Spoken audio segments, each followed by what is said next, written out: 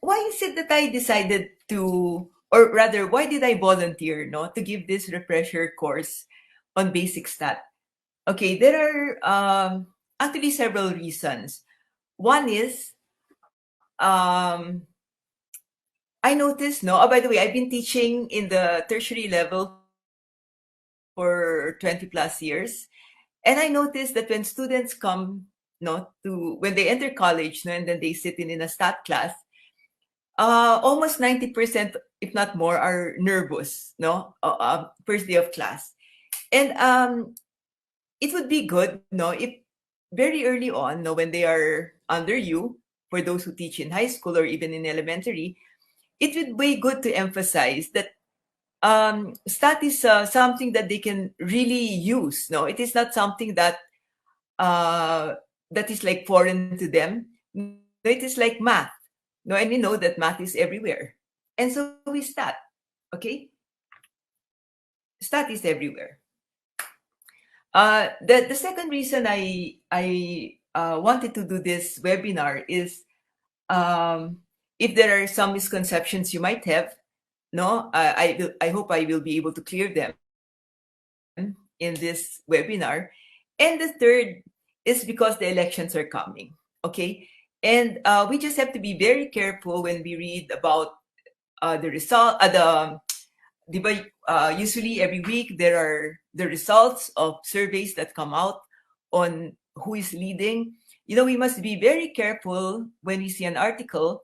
We should always ask ourselves who published the information, and we must look at the sampling design that they used, because not all sampling designs, as we will learn here, are create random unbiased representative samples. Not all of them. Okay, so we have to be very careful. Okay, so let's start. I want to start with the statement that statistics is everywhere. If you look at the following statements, Garnett, can you I don't have a second gadget, but I would like to ask them. Okay. Do you still, Garnett, may I know, do you still see my slides, even if I made it smaller? Is this still clear to you? Yes, it's clear. Okay, good. Because now I Clear can still naman. see the comment. I will still be able to see their comment. Okay, so this slide are either inferential statements or descriptive statements. Okay, let's start with the first statement. Stephen Curry made 30 points in his last game. Is that in the realm of descriptive or inferential stat? So please type D for descriptive or I for inferential. Stephen Curry made 30 points in his last game. Is that descriptive or inferential? Okay. Okay, very good. Okay, very good. So everyone is answering descriptive. Okay, very good. And why? It is because we are just saying that Stephen Curry made 30 points. We are not making any conclusion about a bigger set. Now, what if I do this? I am beside my brother. Okay, we're watching a Golden State game, and Stephen Curry is at the free throw line, and he is about to shoot the ball, no? And then I tap my brother and I say, "O kuya, I bet 500 pesos papasok yung bola na yan." Is that still a descriptive statement? So Stephen Curry is at the free throw line. He's about to make a free throw. I tap my brother and I say, "I bet that is gonna go in." Okay, very good, Kevin. This is now inferential. Okay, why? It is not, you see, when you say this is a subset of a population, it doesn't always mean like a small group of people. A smaller group of people. It can mean historical events. no? So I know for a fact, having watched Stephen Curry for many years, I know that when he stands at the free throw line, it was almost 100% sure that that ball is gonna go in. Okay, so when I say that ball is gonna go in, that is an inferential statement already. Okay, very good for everyone who answered inferential. Yeah, because you're making a prediction. Okay, now how about this one?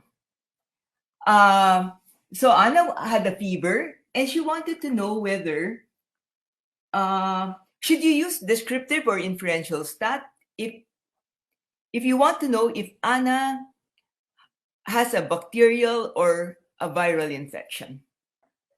Okay, very good. It's inferential. Why? Uh, it is inferential because, and that is the beauty of stat. No, if the doctors want to know what's wrong with you, they don't drain all your blood. No, they don't drain all your blood. It is enough to take a sample of, let's say, 100 ml, no, of blood, and then they can already tell you, it's viral or it's bacterial. Okay, so that is inferential stat. How about mother's milk is best for babies? Is that an inferential statement or a descriptive statement? Actually, when companies make claims, no, like for example, Biogesic is the world's fastest pain reliever, or this particular paint, house paint, is the one that dries the fastest. No, how do people know that? No, that's true. Again, that is in the realm of inferential stat. Okay, how did they know that mother's milk is best for babies? I would assume that a survey was done, no, of babies, and then some babies were put on mother's milk. No, they were breastfed. Other babies were fed formula, and then they followed the babies through time. No, the experimenters followed the babies through time, and then they see that those who uh, were breastfed are the ones who grow bigger, healthier, get sick less often, as against those uh, that are formula fed. Okay, so making claims like this, like mother's milk is best, Biogesic is the world's fastest pain reliever, are all in the field of inferential stat. Without surveys, no, you cannot make such statements. Okay, and finally, I spent an average of 30,000 for food in the last 2 months. Okay, this one is a descriptive statement because I am just telling you how much I spent in the last 2 months. But if I say something like I expect to spend, then I should put away 30,000 a month, for the next 6 months, so that I will have budget for food. Again, I am using historical data to say something about the future. And that is in the field of inferential stats. Okay, so let's move on. So, what is statistics?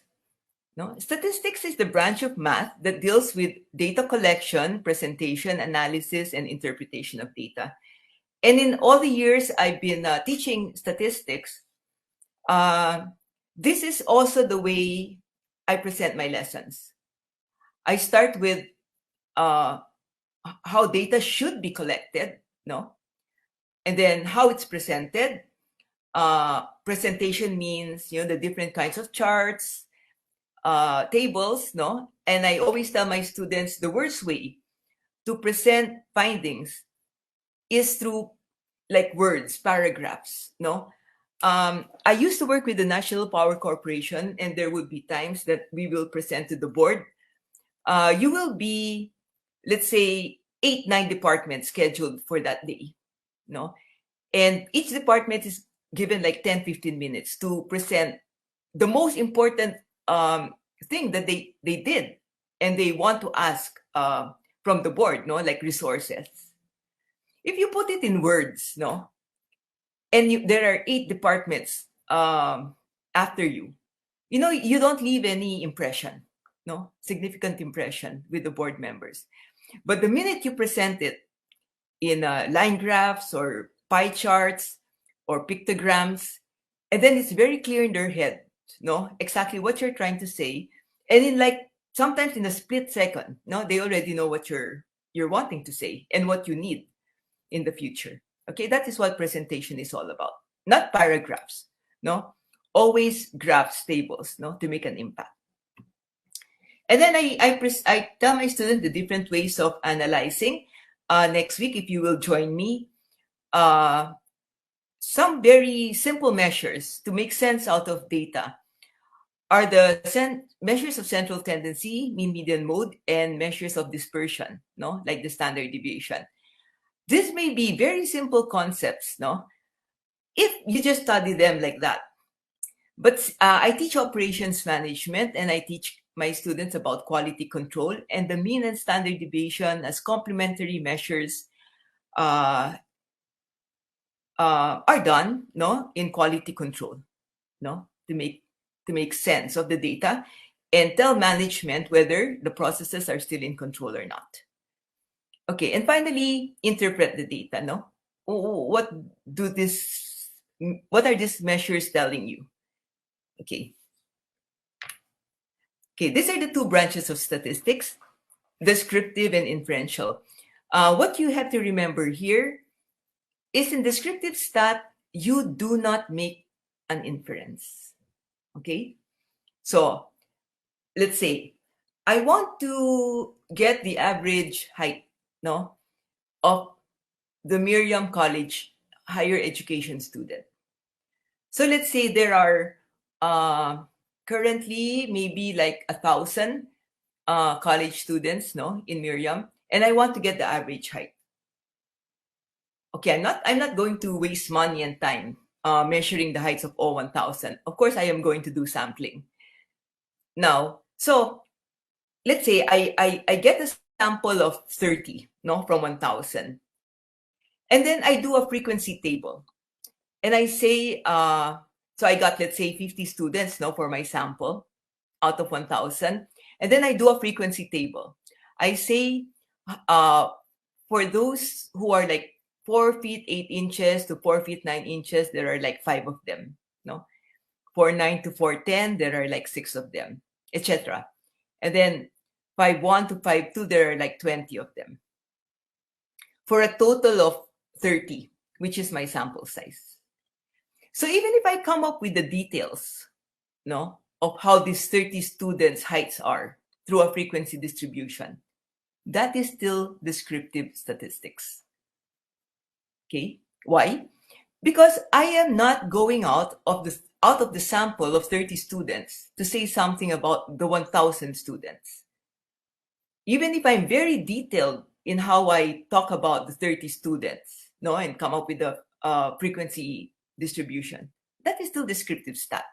It is only when I say that based on this sample, I can say that the average height of the Miriam College student is 5'1". Okay, then that is inferential statistics. So be very careful, no? So when you do when you get a sample, but you just talk about that sample, even in detail, as long as you do not say anything about the population to which that sample belongs, it is still descriptive stat.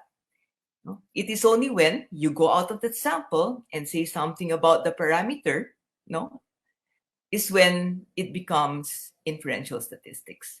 So this diagram illustrates it better, no? So that is the sample I took, let's say of 30 students, no, from the Miriam Higher Education Unit.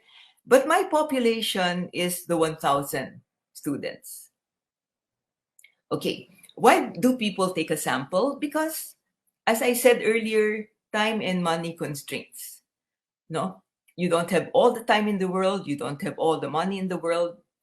So you content yourself with just getting a sample. But what you're hoping is that whatever statistic you get, okay, what is a statistic? A statistic is a numerical characteristic of a sample. And these are denoted by X bar, which is the sample mean, and S, which is the sample standard deviation. Okay?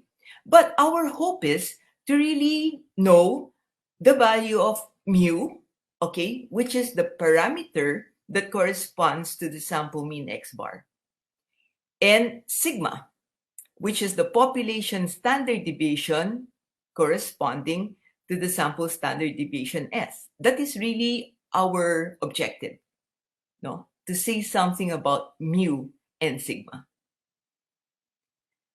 But now, if you just get any sample, no, using non-probability sampling like convenience sampling, referral sampling, we are not very sure, no, how close x bar will be to mu, nor how close S will be to sigma. But when you use probability sampling methods like systematic or stratified or simple random sampling, you can attach a degree of confidence, no, to your estimate, and you can say, I am 95% confident, okay, that my sample mean is no, I'm sorry. I am 95% confident that my population mean is 5.1. You can say that. No, you can even put a margin of error if you use probability sampling techniques. No, if not, you cannot do that. Okay, so the goal of inferential statistics is to come up with a sample, not just any sample, but something that is a representation of the total population. Okay, now knowing this, I'm going to ask another question.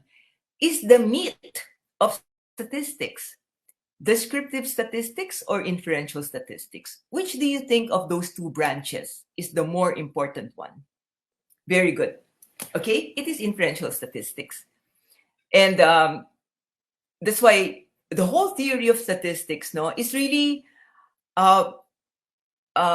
geared, no, towards getting the values, good estimates of the values of parameters.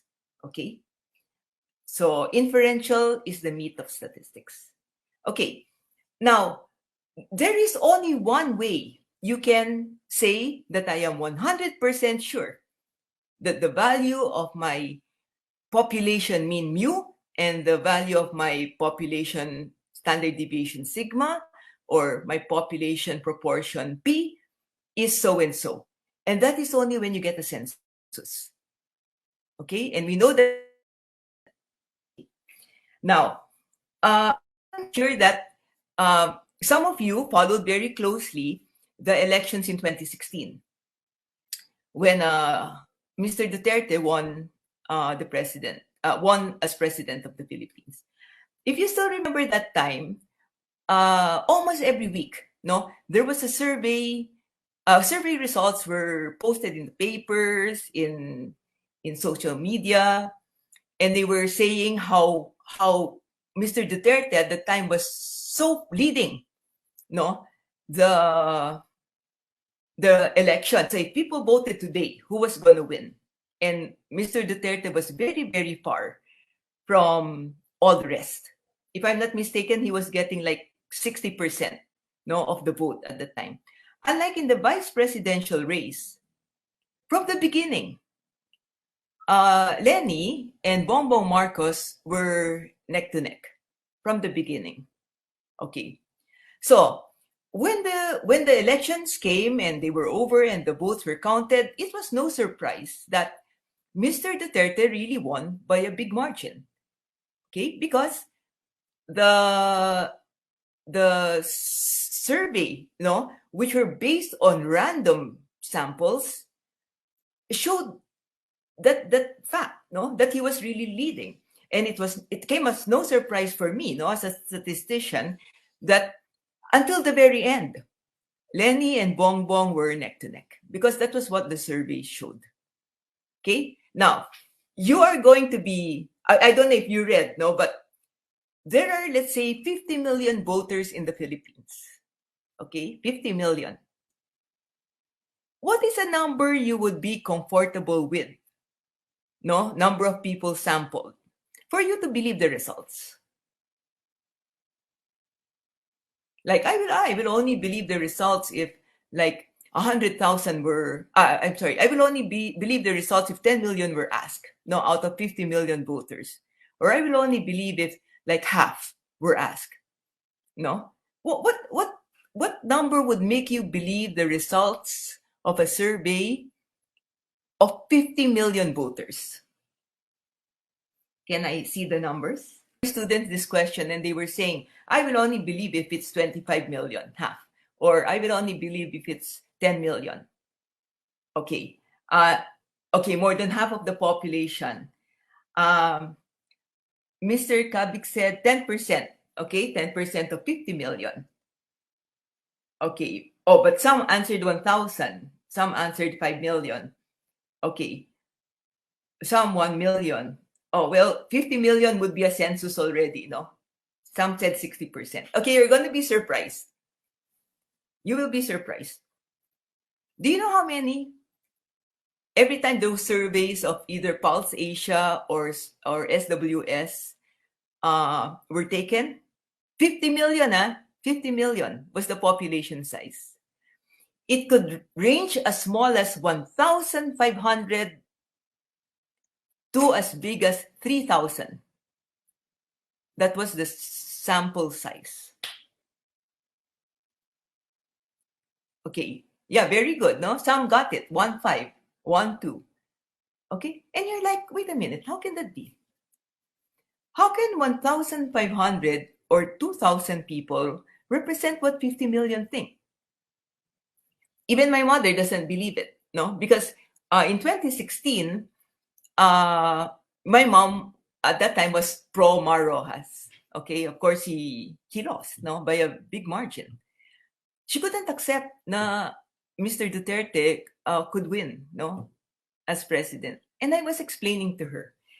Ma, I said, as long as you do it using a good probability sampling technique, you will get an unbiased and you get an unbiased sample, you will get good results. In fact, they were just playing with a margin of error of plus minus 3%. Imagine how small. Okay? And so they were saying Lenny would win by 20%, will get 20% of the votes plus minus 3. Bongbong would get like 19% of the votes plus minus 3%. And they got that from 2,000 people. Again, beauty of statistics. No? How the fact that you could get the pulse of 50 million voters through a very, very small sample. No? It's amazing. But it is the truth. No, it is the truth. And the results really verified, no, what the survey results said. Okay, so okay, Alfred has a question. Where did the people come from? Okay, I'm going to talk about that in a while, around the end, middle of my presentation. Okay, so how do you get this sample, no, such that you're close, no, plus minus 3% from that is just your margin of error, no, through probability sampling only, where every member of the population has a known chance of being included in the sample. Okay, that is very important. Every member of the population has a known chance of being included in the sample. So I have students who are graduating, and when I read their theses, they always claim that they got a random sample. No, and I always say, you can only get a random sample if every member of the population had a chance of getting selected. No, and which is almost, if you don't do it, the students, I don't think have the capability of doing that. No, so one time I asked them, this was a marketing research class, and I said, okay, let us try and find out what people think about the new scent of Dove shampoo. Okay, what did my students do? We are along Katipunan. they went to, it was formerly Rustan Supermarket, no? And there is another one along Katipunan. I think it's an SM store, no? They stood at the entrance, at the exit of the store from 9 a.m. When the store opened to 9 p.m. when the store closed. And they asked those they knew, I mean, they could see, no, na the mothers or the teenagers were purchasing, no, this new Dove shampoo, and they asked them like an exit interview. Oh, what did you think of? Or what do you think of the new scent? Why did you buy it? And they claimed that was a random sample. And I said, how can that be a random sample? I said, how about the people outside the street who also are users of Dove? No, even if you stand there all day long from Monday to Sunday, no, you are not given every member of the population, all the users of that particular new Dove, with the new scent. You're not giving all of them a chance of getting selected. How about those in Visayas? How about those in Mindanao? Okay, so that is not a random sample. No? If you cannot assure, your advisor or your panel that every member of the population has a known chance, yes, that is correct. That is just convenience sampling, okay, which is not probability sampling. So, what are the methods? No, what are the different ways to get random samples? The easiest is a simple random sample. Okay, so how does this work? Let's say I want to get a board monitor today. No, I have a class of 30 students. What I do is I assign the 30 numbers, 1 to 30. Then I put these 30 numbers inside a box. I shake the box and get one. And whoever holds the number 5 is the board monitor for the day. Okay, ask yourself, did everyone have a chance of getting selected? Yes. Everyone was assigned a number, and all those numbers were put inside the box. So everyone had a chance of getting selected. Okay, so simple random sampling from the name, it is simple to use. Or you could use a table of random numbers, no, to choose the people, no, that go to your sample. Okay. Another way is stratified sampling. Okay, when do you use stratified sampling? When you feel that your population is heterogeneous with respect to the variable, with respect to a variable that is important in your study. For example, let's say I am a bank and I want to know, and let's say I am a philanthropist, no, and I want to put up a bank that will be able to cater to the sectors of the economy who can only save like 10 pesos a month, no, for example. So I know that as far as income class is concerned, no, this country is very heterogeneous. We have the very, very, very, very rich. Oh, okay. A, B, C, D, E. Are you familiar with this market classifications, market segments? A, B, C, D, E. Where A is the very, very, very rich. E is the very, very, very poor. Okay. Okay. So Celia says yes. But now even in A is also broken down because you are already in A. If say actually there are many classifications, no, to fall under A. But some of the very, very quick ways you can determine is, does the household belong to is it in a gated subdivision? Were they able to buy a new car in the last 3 years? What are the materials that their house is made of? What is their educational attainment? Where do their children study? No, those are very, very quick indicators. So there are people who are in A, but even in A, ang dami-dami, magkakaiba yan. You have the A, like for example, the president of a bank. I'm sure he's in A, but he doesn't compare to Manny Pacquiao, diba? Who earns like billions every game. But they're both in A. So who are those in E? Those in E are those you see walking around. They have no homes, they look very dirty. They sleep in the streets. And then, or those who work in the mountains, nag-uuling sila. They just really have enough for their basic needs. Sometimes kulang pa, no? I would put many of the country's school teachers in C, no, either in, but this is a very, very loose, okay? So A, B, C, D, E. Now, just this is just an aside, but I would like to ask you, what percent of our society do you think belongs to A and B? No, these are the top two. So B, very roughly, would be like senior managers of banks, top dentists. It's not only income that makes you part of A, B, C, D, E. There are many other things. But A and B versus D and E. Would you have an idea how wide the spread of income inequality is in our country? What percent do you think of our country is AB? Or what percent do you think is DE? So while we're waiting for, okay, less than 1% belong to AB. How about for DE?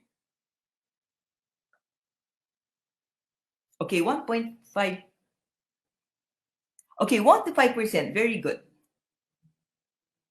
Okay, the latest statistics I saw, AB account for less than 4%, no, of our population.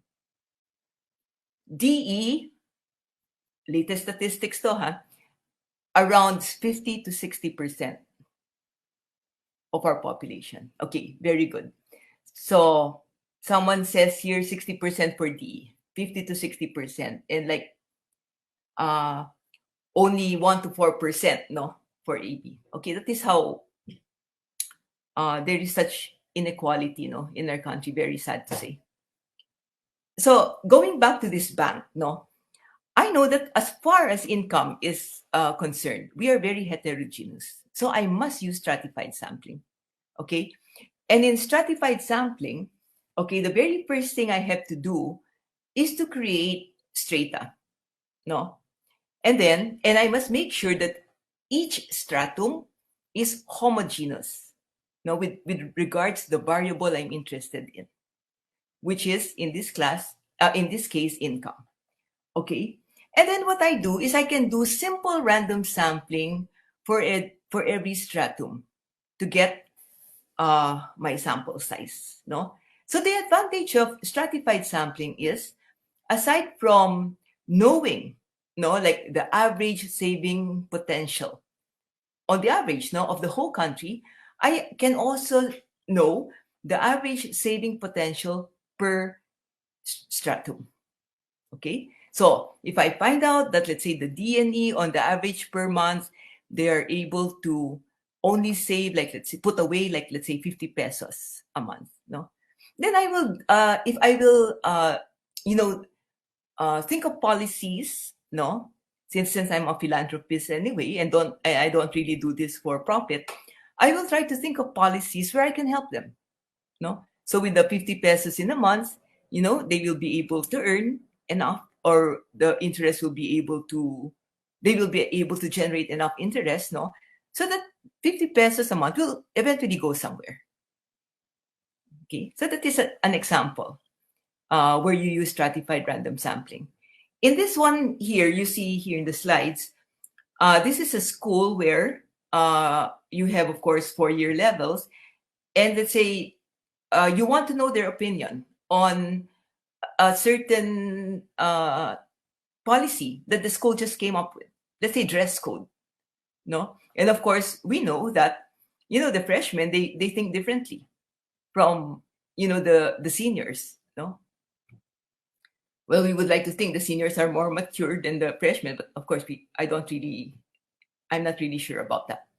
So how do I get the sample size? I want 100, no? I want 100 sample size. And what I do is I get it proportionally. So The total of this is 1,650. Okay, so how do I get the number I will get from freshmen? It is 300 over 1,650. Okay. Oh, that should not be plus. That should be times 100. I'm sorry. That should be times 100. And that is 18. Okay. Number of sophomores, 400 over 1,650 times 100, which gives me 24 students, and so on and so forth. Okay. For a total of 100. Now, how do I get the 18 freshmen? How do I get the 24 sophomores? I can just use simple random sampling per stratum. Okay. So other variables that might be important to you in the future for your research might be nationality, no? You can also talk about religion. So pag religion, then you must also be ready to be able to, how do you divide the population into the different strata according to population, according to religion, no? So we know there are 83% Roman Catholics, there are like 9% Protestants, and the rest are like other religions like Iglesia ni Cristo. Okay, so those are your three different strata. Okay. So if your population is heterogeneous and you do stratified sampling, you can rest assured that your sample will be a good one. No, it will be really representative, more than a simple random sampling could have given you. Okay, next, systematic sampling. Okay, this is again very easy to apply. Okay, it is just getting every case element in the population to get the sample. So, for example, the population is 1,000, no? And you want to get a sample of 100. So, 1,000 over 100 is 10, and that is what you call your sampling interval. Okay, that is what you call your sampling interval, 10. But how do you start? You can start with what is called a random start. So, from 1 to 10, no, choose a number. You can also again use simple random sampling. So let's say you choose 4. No, that is the first member of your sample. And then 4 plus 10, whoever holds the number 14 is the second member of your sample. And then plus 10 again is 24. Plus 10 again is 34. What you have to be careful of lang is that when you choose your sampling interval, it should not correspond to any periodicity. Okay, what does this mean? Okay, let's say I want to select students from classrooms to ask again about a policy that the school just handed out.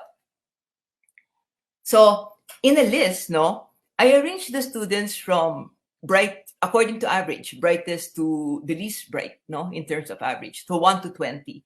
And then the next teacher will attach his list to mine and add his 1 to 20 students, again, from the brightest to the least bright, and so on and so forth. Okay, so 1 to 20, then class 2, 1 to 20, class 3, and not 1 to 20. So we have 60 already, no, and so on and so forth. So what if, let's say, no, so we know 1 is the brightest, no, and 20 is the poorest in class. Let's say I happen to start with the number 1. And then my sampling interval is 10. So what will I get? I will get 1, 11, 21, 31, 41. Do you see that part of my sample will be the brightest kids? Diba? They will be the brightest kids.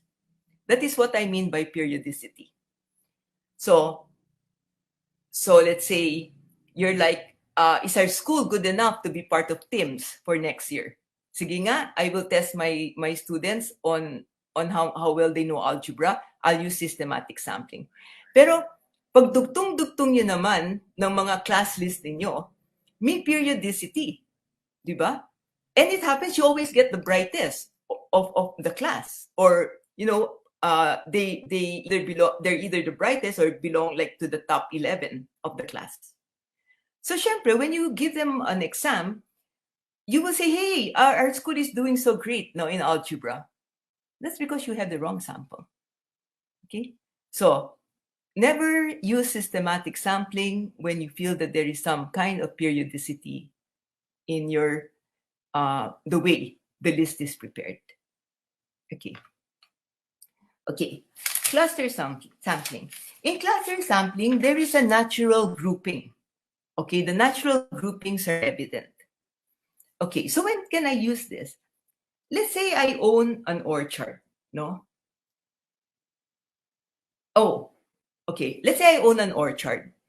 And then I want to know how good my apples are before I find uh, people who will supply them to the different towns, for example. So what I do, let's say I have 420 orchards, I can make them into 100 clusters, geographically lang yan. So I have a map showing my 420 orchards. And then I say, okay, this one here, top left, is one cluster. Okay, below it is second cluster. Below that is third cluster, etc. So eventually I end up with 100 clusters. So for my sample, I can get 15 of these 100 clusters. And then what do I do with the 15 clusters? I must inspect every apple in those 15 clusters. Okay? I'm sorry, this is another definition of cluster sampling, but it's kind of linked to multistage sampling, which I will discuss in a while. So just take na lang my definition, or the clearer, or rather the more commonly used definition of cluster sampling is, once you choose your clusters, you must interview, or in this case apples, you must inspect all the apples in each cluster. So again, from 100 clusters, you get a sample of 15 clusters, and then you must inspect all the apples in those 15 clusters. Or let's say you want to know what the poor people think of the Duterte government, for example. You can get a map, no, of the city and locate where the squatters are. No, so that's what I mean by there are natural groupings that you can see. So there is a squatters area here, a squatters area in the northeast, in the north, in the southeast, in the northwest, southwest, middle, above center. Okay, so you make those are your clusters. And then what you can do is, using simple random sampling, you can choose like 3 of, like, let's say 15 clusters that you have pinpointed. Now, in the 3 clusters, take note that you must ask all the people, no, in those 3 squatter areas. Okay, that is how cluster sampling is done. Okay, and finally, we have multistage. Okay, this was the question a while ago about how is it done in elections. Okay, in elections, you go from provinces. Okay, so there, how many? We have 70 plus provinces, I think, in the country, and then you can do simple random sampling and choose, let's say, 40 provinces. After choosing 40 provinces, you can choose districts, so smaller and smaller. And then from districts, choose barangays. And then from barangays, choose households. Okay, so at the end, you will actually have households from North Luzon all the way down to Southern Mindanao. Okay, now when you knock on the door, no, of these households that have been identified, you do not ask, sinong iboboto ninyo, to the one who will answer the doorbell. No, it's not like that. You can use what is called a quiche grid. A quiche grid, no? This quiche grid is designed, no, such that all you need to know is how many people are in the household, no? So let's say there are 7 people in the household, and then it's gonna tell you who in the household you should ask. If it's gonna be the the padre de familia? Is it the wife? Is it the 18-year-old daughter? Is it the 20-year-old son? That is how sampling is done. Okay? So we are not surprised that, or rather, I am, as a statistician, I am not surprised, no, that with 2,000 respondents, we are not far from what really happens. We are not really. I am not really surprised, no, at the results of the election, because napaka-busisi ng procedure to get who answers the survey. Okay, so it is not just basta-basta. Multistage sampling is done. And even in the household, there is still some kind of sampling that is done. Okay. So next, this is what you should not do.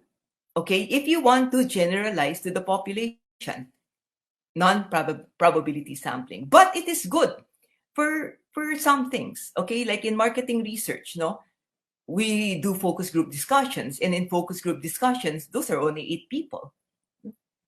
So, why does that happen? So why do the owners of Dove Shampoo or Burger King or Kentucky Fried Chicken, why do they base decisions on a group of 8? Okay.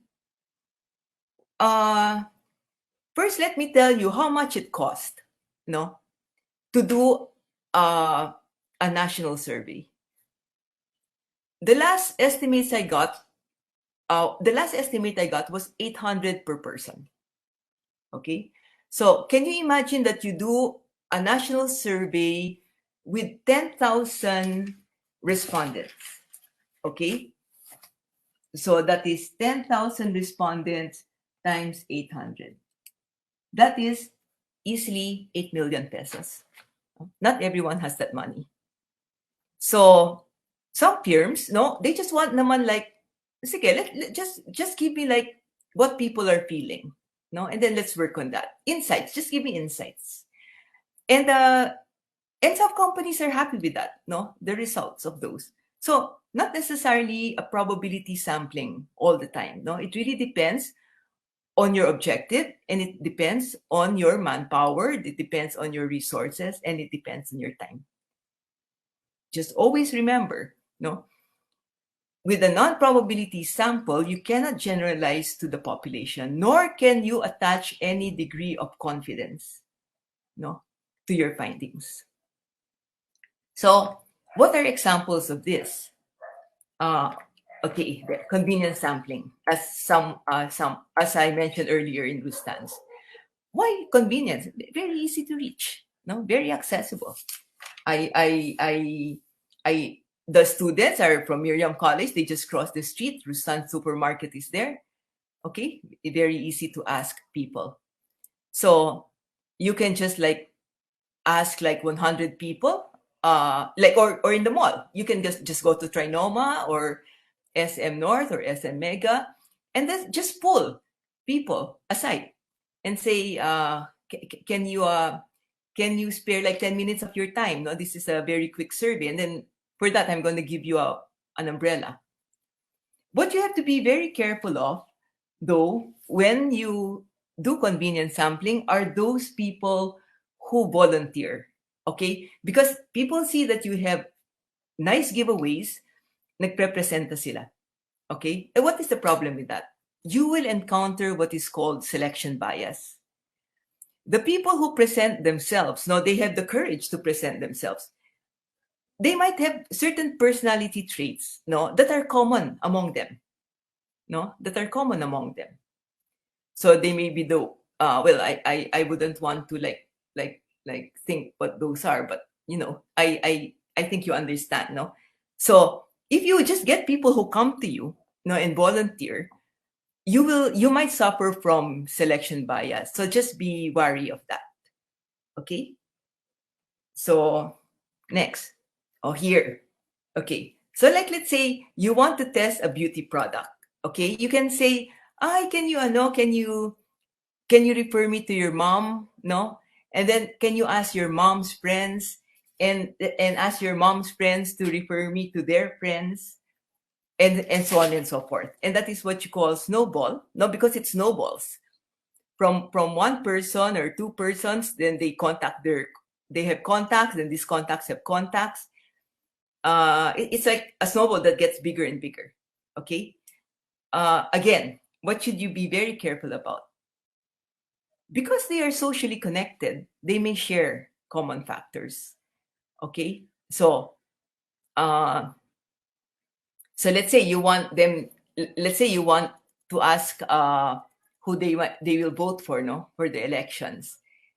And let's say your mom and your tita and your tita's friends are Makaleni, for example. There is a high chance that there is a good chance, okay, that their friends have also the same political orientation, okay, and they are common in that way. So that is the drawback, no, that is the limitation of referral sampling, no, if they have like common friends. And also another thing is, if you come from like your tita, your mom, your tita's friend, they are all well-to-do, diba? I mean, you cannot expect them to be including in the referrals to you, someone who's like from the DE class. That's very unlikely. No, they will of course, get their amigas. No, so that is the limitation. Okay, purposive sampling. This is sometimes used when you do a focus group discussion. So let's say I want people, I am a winemaker, and I want to know what people think about this new uh, this new uh, this new wine product that I've developed. Of course, who should I invite? No, I cannot just invite anyone, especially those people who don't drink wine. I mean, they are not. I cannot ask any in-depth, question. They have, of course, to be like kind of experts in the field, no, of wine tasting. So that is purposive. Or let's say someone in the streets, no, a reporter on the streets. So let's say there is an incident. Let's say there was a robbery that happened in front of this grocery store, and they want to ask the man on the street what they think happened. Okay, the reporter is of course not going to just choose anyone who walks past, who passes her by. No, her judgment, no, she will want to recruit people who look like they will be able to share in-depth information and good insights with her. No, so that is an example of purposive or judgmental sampling. Okay, how about quota sampling? So in quota sampling, the population is first segmented, no, into mutually exclusive subsets, so they don't intersect. No, just like like the straight I was discussing to you a while ago. You cannot be in B and C at the same time. No, A, B, C, D, and E are mutually exclusive of each other. They don't intersect. Okay, so the first thing you have to do is you have to divide the population into subgroups. And then you must know the proportion, no, of these subgroups. So let's say what is important to you is, let's say, what men and women think, no, in a particular college. And you know that in this particular college, 60% are women and 40% are men. So if you get a sample of, let's say, 50, you must make sure that it follows the same proportion, the 60-40 proportion, as the population. Okay? This is so that no one is left behind, no? Because it's possible that, let's say, can you imagine if there is a school with 85% men and 15% women, no? And you just choose, let's say, convenience sampling. It is more likely that everyone in your sample would be male, okay? So that does not happen. It would be good to use quota sampling, okay, for that particular exercise. Again, uh, uh, or the religion thing, no, I talked to you about, or employed or unemployed. Okay, just make sure that whatever is the proportion between employed and unemployed sectors of the society is what you use when you get your sample. Okay. Okay, that's it. Thank you very much. Very first question. This came from Therese Ann Bacosa Villarosa Bobis. And the question is how to decide on how to do the list. I think she asked this while you were discussing stratified random sampling, Doc Leah. I think So, I no, I think she posted it when I was discussing systematic sampling. systematic. Okay. Okay. So So, if you know that you will be doing systematic sampling, uh, I would say you can submit your list alphabetically na lang, di ba? Instead of from brightest to least bright. And then there is almost zero probability, okay, that there will be some kind of uh, periodicity involved. Better alphabetical na lang. okay. So, actually, my question is Sir Mike. Eh. What Sir is that? Mike. So, kanina, nakita ko lang dito, referring to the 2016 US election, how did the surveys in the 2016 US elections get it wrong? Majority of the surveys all the time gave the upper hand to Hillary. Okay. Ah, okay. But please remember, Mike, that Hillary won the popular vote. So the US doesn't use unlike us, we use the popular vote in our country, but the US does not. I don't remember the name of the voting system, but every state has certain votes assigned to it, di ba? Every state has certain votes assigned to it. And that is uh, how Donald Trump won. Okay? But in terms of the popular vote, as in the number of people who voted for Hillary, she won. We can move to the next question. How does the method, this came from Manolita Ramos Oligo. How does the method of collecting the sample potentially affect the results? Uh, okay. Uh, okay. What we want is a representative um, sample, okay, so that you can speak with a certain confidence level plus margin of error on how close the result of the sample will be vis-a-vis the true population parameter. Okay, you can only do that with if you choose a probability sampling technique. Okay. Now, as I said earlier, if the population is heterogeneous, use stratified sampling. If it is not very heterogeneous, systematic or simple random sampling will do. Okay. If there are natural boundaries, like what I mentioned, no, like the rich enclaves or the squatters, in the map you can really see them. Then use cluster sampling. Mm. So the situation talaga is really affects how we get the Definitely, sample. definitely. Okay. So the next question actually came from Francis Aaron Torres. Doc, in determining the sample po for population proportion, is it better to do a preliminary survey po or should we use uh, p hat equal to 0.05?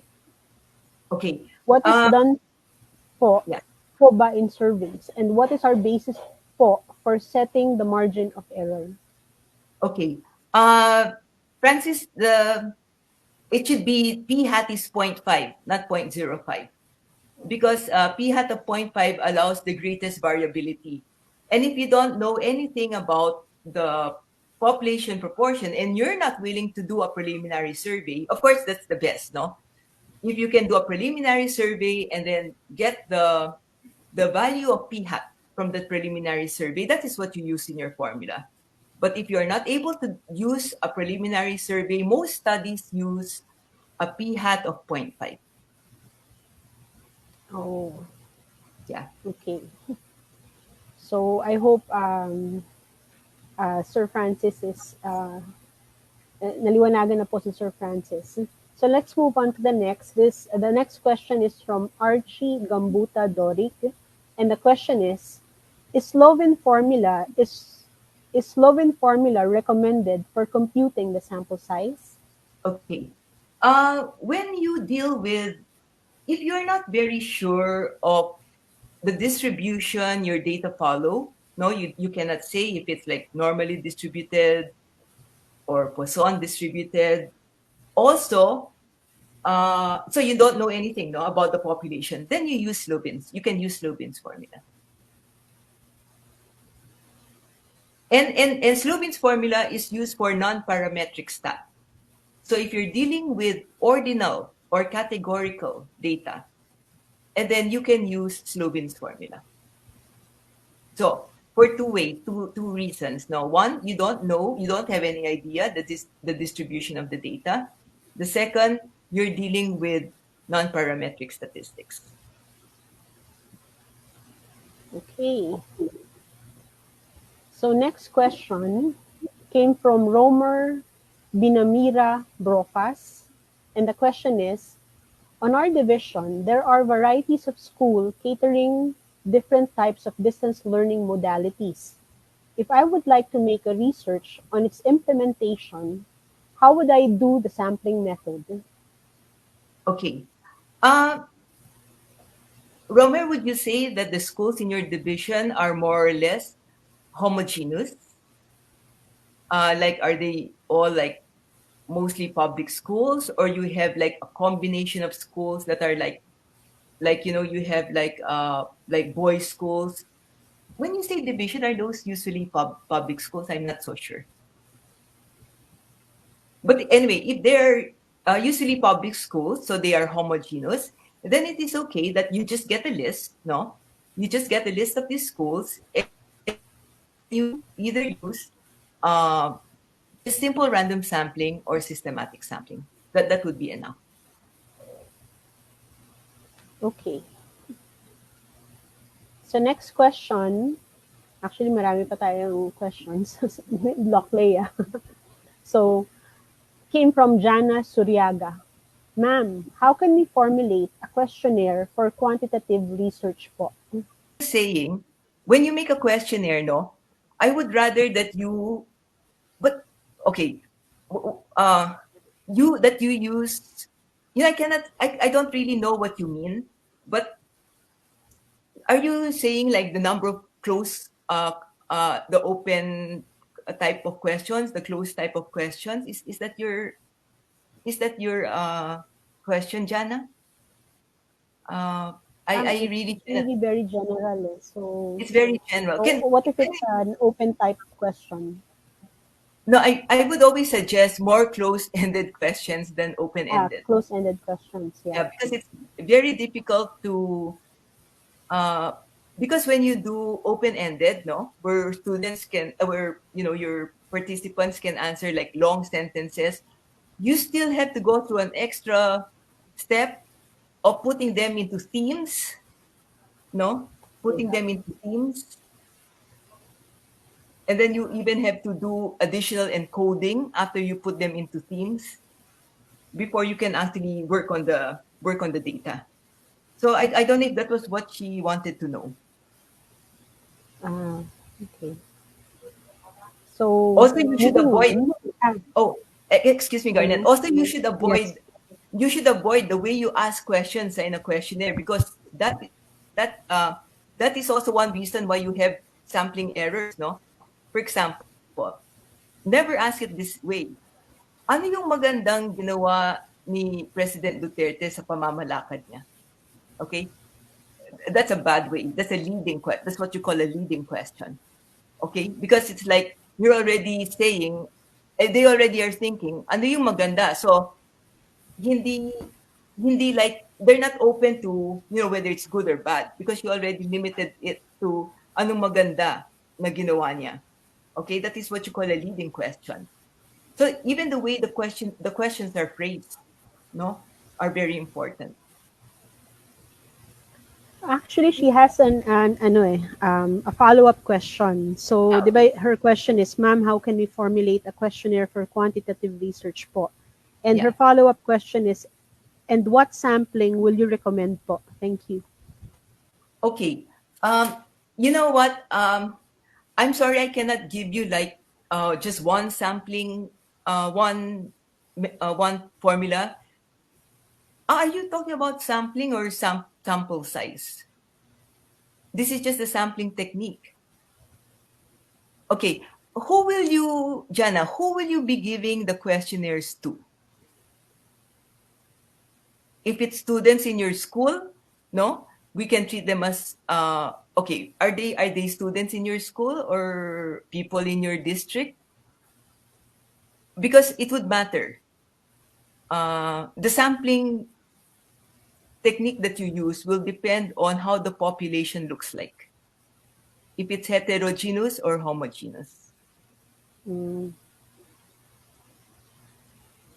I think she's asking more of what kind will it be, convenient sampling or that is appropriate or Well, as long as you unfiltered want to be able to conclude, with a degree of confidence, always try to use a probability sampling technique. probability so that everyone will be included, no? Everyone has a chance of being included. Okay. That is always the best way to go, unless nga you're very limited by Okay. time and funds. Okay. So, next question came from Christian Kurt Velarde. Sorry for the out of the scope question. Are you familiar with the RAST model? I am currently working on a categorical data for my research, and I think this model can help me. However, I do not have an idea of what it measures. Can you give me insights about it? Variables, test Oh, difficulty, student readiness. no, I'm sorry, Christian. I also am not familiar with the Rush model. Okay. So maybe that's something to consider. So next question comes from Vicenta Landicho Mayuga. Will the choice of sampling technique affect the statistical test to be used? When you say statistical test, what do you mean? Are you talking about the Z test? Oh, yes, of course. If you are talking about probability sampling techniques, no, and then you have the regular ways, of doing statistical test. But if you use if you use non-probability techniques, then you will have to do more non-parametric statistics. Okay, in coming up with your conclusions. Okay, so next question. Next question is from Cesar Villaruz. Can Okay, statistics greatly condition the public mindset of people during the election period? This is an definitely. interesting question. Yeah. Definitely. But I attended. Uh, this was when it was still face to face. No, there was a debate on that. Should we still come up with weekly surveys and publish it? No, or not? That was the question in that seminar. And the conclusion was yes. Um, Still publish. Okay, you know why? Uh, do you remember? Okay, let's go back to 2016 again. If let's say there were no statistics that were published prior to the election results, di ba? And suddenly Mr. Duterte won. Would you not? Um, would not many people be shocked, di ba? People will say, how can a mayor, no, beat Mark Rojas, who has been a public for so many years? How can a mayor beat Grace Poe, who was a senator at the time? There will be so many questions that will be posted by people if there were no statistics leading to the elections. Diba? So I think it will cause more trouble.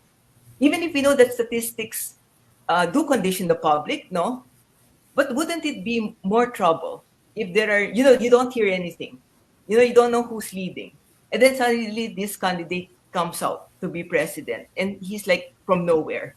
Diba? Not a national figure, just a city mayor. I think that might cause more trouble than uh, having statistics leading to the survey.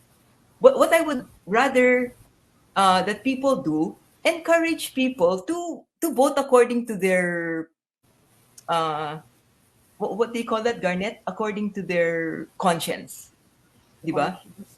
Rather than news blackout. Rather than news blackout. Tapos bigla na lang yung results ng survey nandun. Yeah, I hope people would have a fair conscience on that regard. So actually, there's a last question, but Okay. I'll just read it because this is out of topic. So this came from Brian Pete Tabada. This is an out of the topic question, but I guess this is important. Usually in our school, the statistics used for ordinal data is the mean and standard deviation. But based on my seminars attended, median and IQR is more appropriate. Any insight about this, Doc Leah? Thank you very much. That's what he said. Okay. Uh,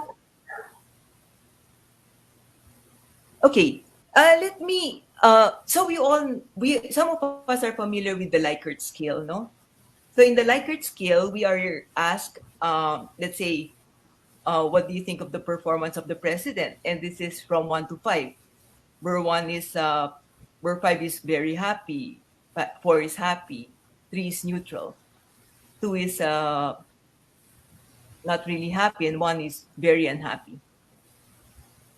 In the strictest statistical sense, these 1, 2, 3, 4, 5 are actually ordinal. They're actually ordinal in nature. But why is it that we can get the mean? Di ba? We get the mean every time we do a Likert scale and ask 50 people, we get the mean of their answers. Why is that? Because social sciences have relaxed the rule uh, to be able to, oops, naku, Garnet, I lost you. Yeah. Yes. Okay. Okay. Because social science has relaxed the rules in terms of ordinal numbers, and they now consider the Likert scale. No, actually, they say that the Likert scale can also be considered. No, rather, not also. You can consider them interval data, and therefore you can get the mean. So they have relaxed the rules about that. So if you have ordinal data, it is okay to get the mean. Do we have more time? Do you mind if Oh, wait, there's one question that just popped? I uh, was about to say that was the last question, Garnet, but wait lang ha. Wait lang ha, this wait. I okay. want to add to this, but based on my seminars, median is more appropriate. Okay, note Median down, is more appropriate. yeah, note that when you're dealing with ordinal numbers, you cannot, strictly speaking, you cannot use the mean, you cannot use the median as well. You can Mm, only start using the mean and the median when you are dealing with interval data, which is higher than ordinal. So it's only ordinal data I know as used in the ordinal. Likert scale, where social scientists have relaxed the rules so that they are able to compute the mean. But strictly speaking, for ordinal data, you cannot do mean, median, standard deviation at all in strict statistics sense. Because the order is it's just what's Yeah, it's important in just order. ordinal data. It's just order. No, it is Mm, a lower. It is lower than interval data. yes. Do you have time for another one? Yeah, one last. One last. One last.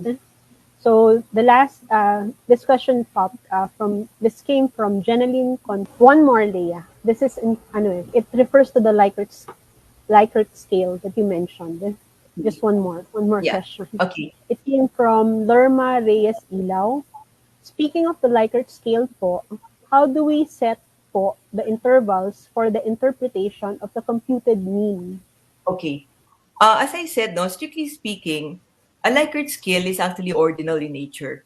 And when you have ordinal numbers, there really is no set distance between the numbers. Diba? You can just say that, like let's say, an example of a variable that follows the ordinal scale is, let's say, income class, no, high, medium, low.